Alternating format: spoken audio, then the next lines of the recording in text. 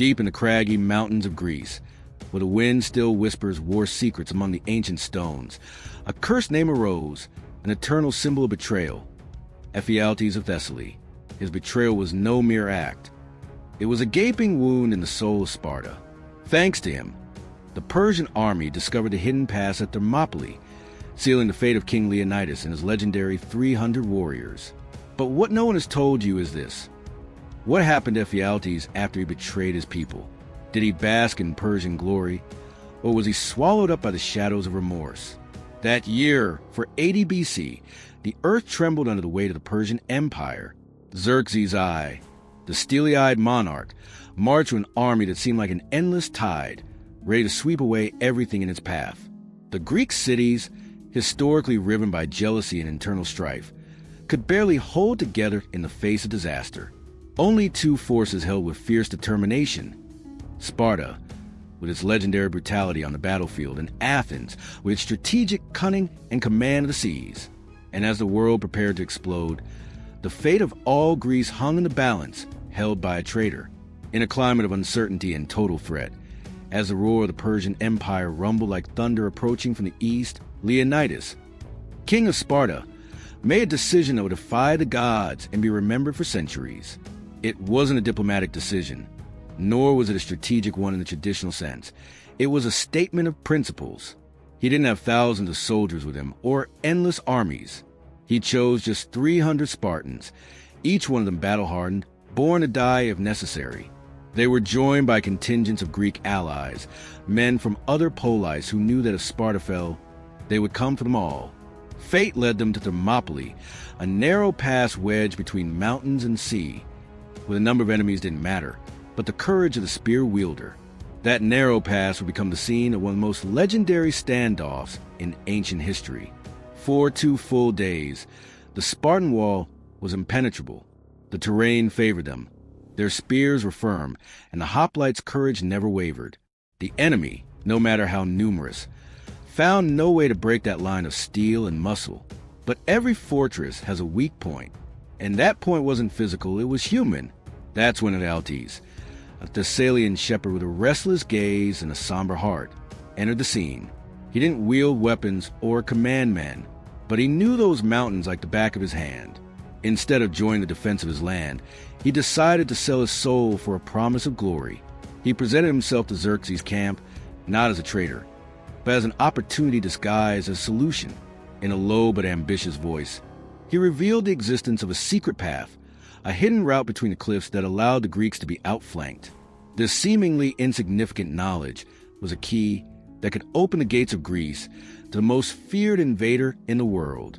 What did he ask for in return? Not just gold, not just power. Ephialtes wanted something deeper. Recognition, a new identity under the shadow of the Persian Empire. He wanted to stop being a shepherd and become someone important, even if it meant symbolizing the bitterest betrayal. Xerxes accepted the offer. And in the silence of the night, when the smoke from the campfires barely broke the darkness, the immortals, the elite unit of the Persian army, advanced along the secret path that Ephialtes had shown them. Silent, lethal, disciplined like war machines, they surrounded the Greek army. When the sun rose again over Thermopylae, their fate was sealed. When the sun peeked over the mountains and the first ray of light touched the still warm blood on the stones, the Greeks understood the brutal truth. They were surrounded. The trap was closed. There was no escape. And yet, Leonidas did not retreat. He did not plead. He did not hesitate. Along with his 300 Spartans and the few allies who chose to stay and die, he raised his spear one last time. They fought not for victory, but for honor. Every blow they struck was a cry for freedom. Every wound they received was an eternal echo of bravery. One fell, then another, until the last Spartan warrior became a legend. And with them, the dignity of a people was etched into eternity. But while those men wrote their history with blood and courage, Ephialtes sealed his own with fire and dishonor. What he did not only define the outcome of the battle, it transformed his name into an insult, a stigma, a symbol of the deepest contempt. That shepherd who wanted to change his life by handing his people over to the enemy never imagined that his ambition would lead him straight to oblivion and eternal hatred. The Persians, with their victory at Thermopylae, believed that Greece would bow down, but they were wrong, because something had awakened, a fire, a cry for unity that could no longer be extinguished. A short time later, in the waters of Salamis, the Athenian fleet led by the brilliant Themistocles set its own trap. Their Greek intelligence defeated Persian arrogance. Xerxes' navy was shattered, his advance halted, and the great king, the one who felt invincible, had to return humiliated to Asia. The dream of conquering Greece had been shattered, and with him, the promises made to the traitor of Thessaly also vanished. Ephialtes never received what was agreed upon, neither lands nor riches, nor the prestige he so craved. Once the Persians lost their advantage, he was no longer useful. He was nothing more than a nuisance with an awkward face. He was abandoned. Suddenly, he wasn't part of any side. He wasn't Greek. He wasn't Persian. He was just an outcast. His true punishment was just beginning. Greece didn't forgive him. The villages rejected him. The citizens spat on him. Children grew up hearing his story as a warning. Never be an Ephialtes. His name ceased to be a name. It became a curse. Hunted, repudiated, he was forced to wander like a ghost. He went from town to town under false identities, covering his face, hiding his accent, afraid that anyone would recognize him. But no matter how much he hid, his legend traveled faster than he did. In every village, his story preceded him. In every town, his name sent a shiver down the spine. It was as if the earth itself was expelling him. No one wanted to look at him. No one wanted to help him.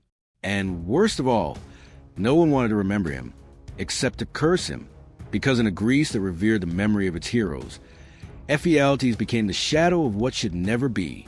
Ephialtes' face was no longer that of a man, it was that of a cursed ghost.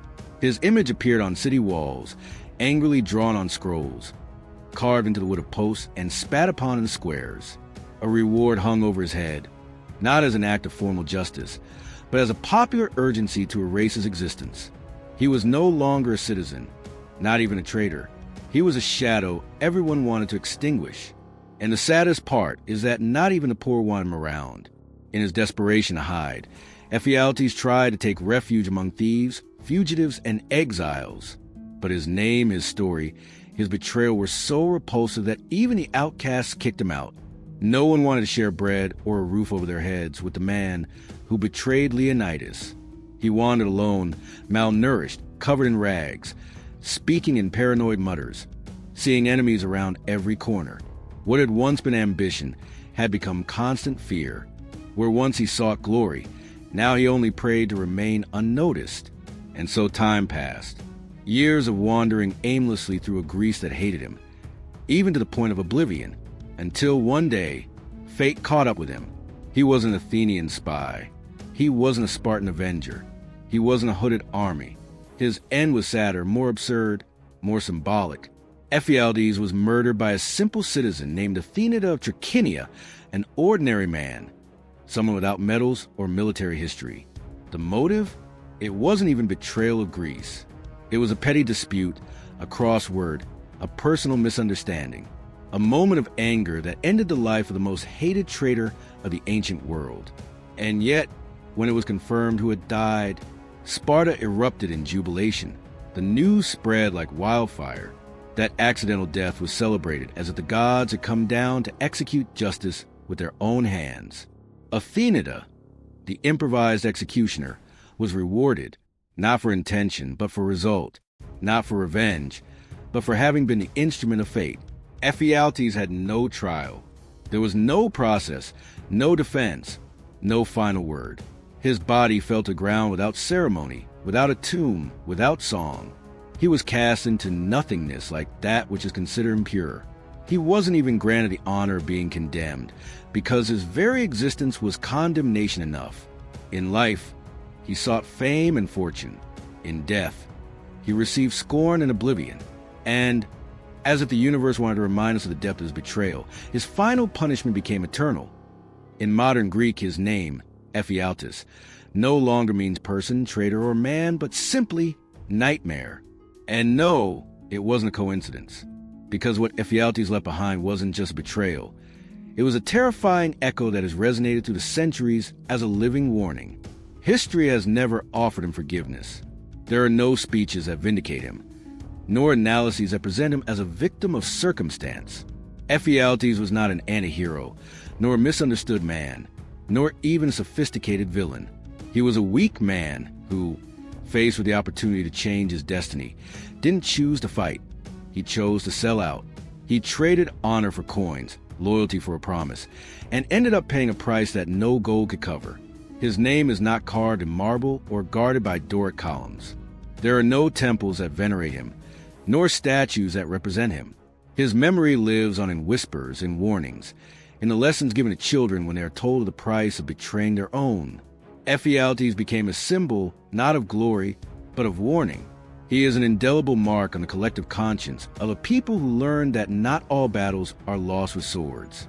Some are lost with words, with cowardly decisions, with a silent surrender of the soul. Because he didn't die on the battlefield. He didn't fall heroically wrapped in a flag or pierced by enemy spears. He died long before, at the exact moment he was forgotten. His punishment didn't come from the heavens. It wasn't dictated by the gods of Olympus. His punishment was human, cruel, implacable, and eternal, to be erased from the pride of his people, repudiated even by memory. In Greece, there are names that rise like hymns. And there are names that burn, that sting, that shame. His is a dim flame, silent, but perpetual, an open scar in history.